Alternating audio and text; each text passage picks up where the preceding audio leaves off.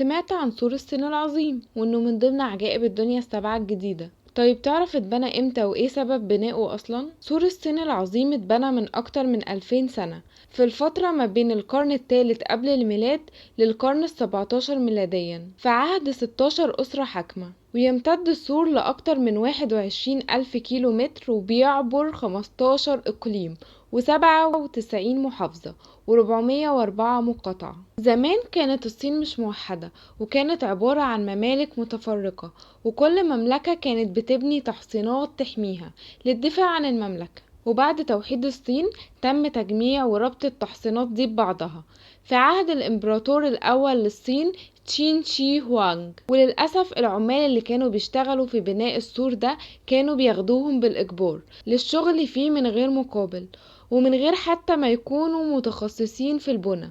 كانوا بياخدوا رجل من كل 3 رجال، ومات في بنائه أعداد كبيرة من الناس. كان من كل 10 أشخاص بيرجع 3 بس على قيد الحياة.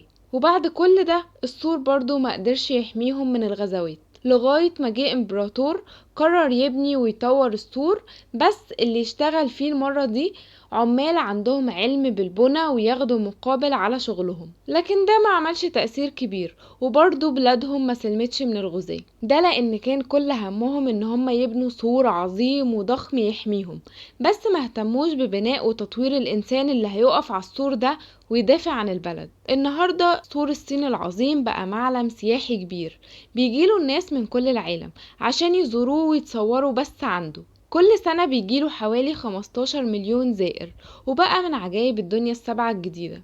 فيا ترى سور الصين العظيم يستحق يبقى معلم مشهور وعظيم، ولا يبقى معلم شاهد على معاناة الصينيين في بنائه وبس؟